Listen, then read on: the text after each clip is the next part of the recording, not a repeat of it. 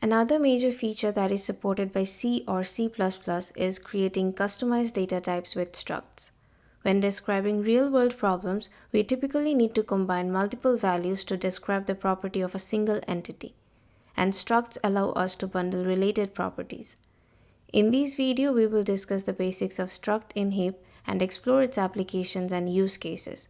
We will also go over an example and hands-on program to help you get a better understanding of the concept. In heap, a struct is used in the same way as it is used in C++ programming. A struct is a composite data type that groups together values of different data types into a single unit, making it easier to manage and manipulate related data.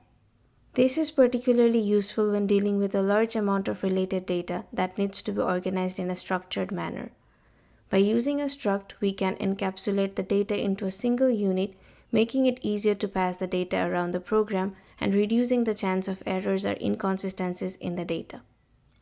A struct in heap represents a complex data structure, such as a point in 2D space. Consider a program that stores information about a set of 2D points. Instead of using separate arrays to store the x and y coordinates of each point, we could use a struct to represent a 2D point. The struct could contain two fields, one for the x coordinate and one for the y coordinate. By using a struct, we can organize the data into a single object, making it easier to manage and manipulate the data. We can declare variables of the specific struct type and initialize them with data.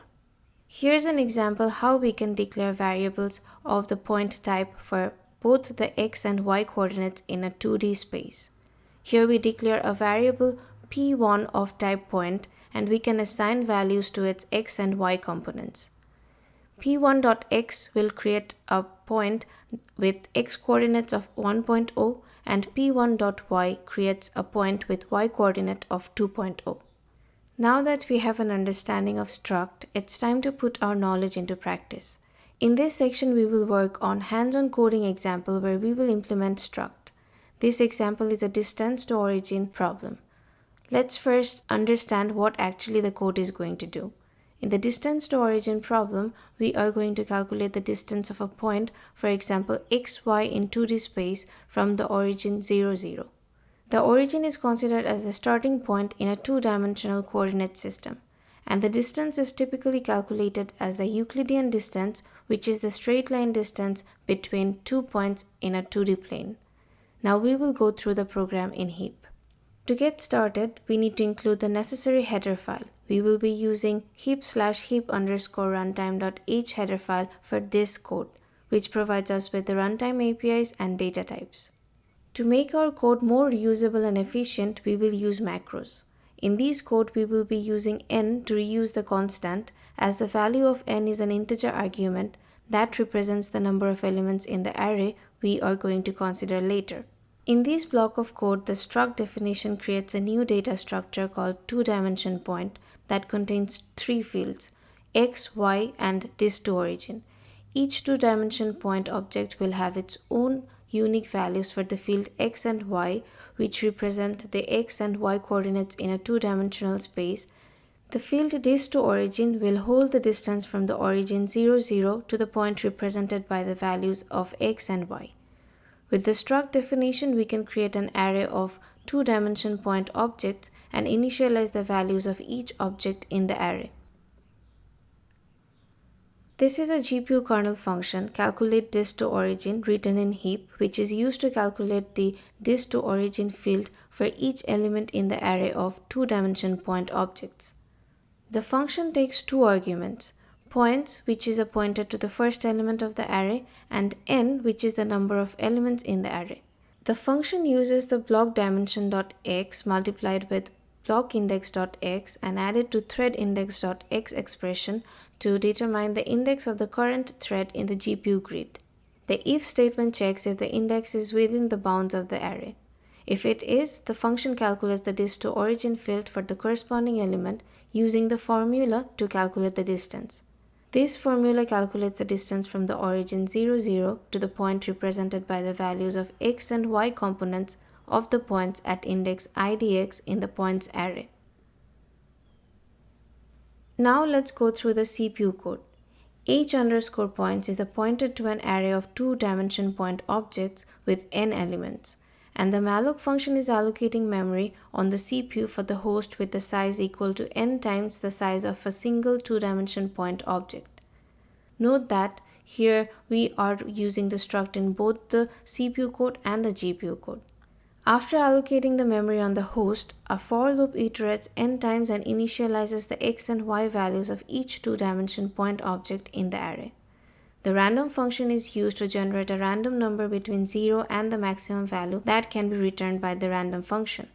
The random number is then divided by the maximum random number that can be returned and stored as a float value in the x and y field of the two-dimension point object.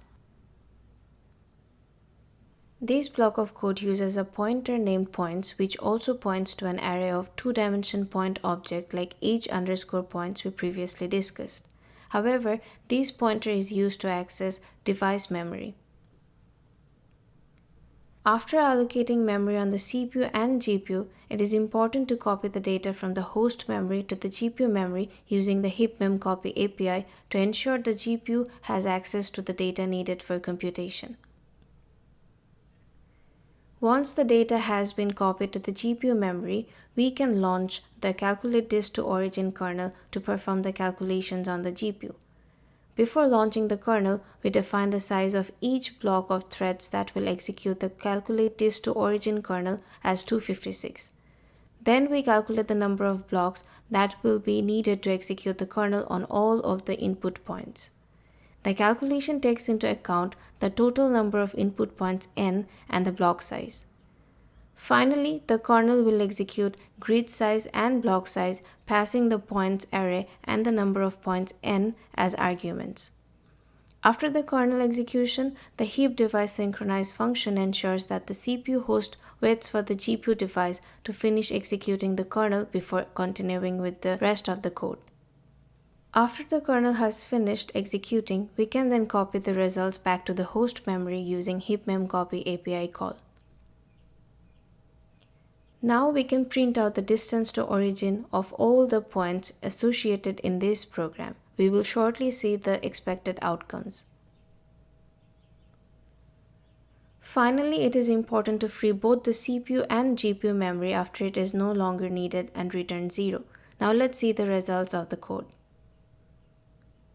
I have just demonstrated a snippet of the code's output. The number of points in the output depends on the size of array we have mentioned. Since in this code the value of n was 1000, there are total 1000 points starting from the point 0 to point 999.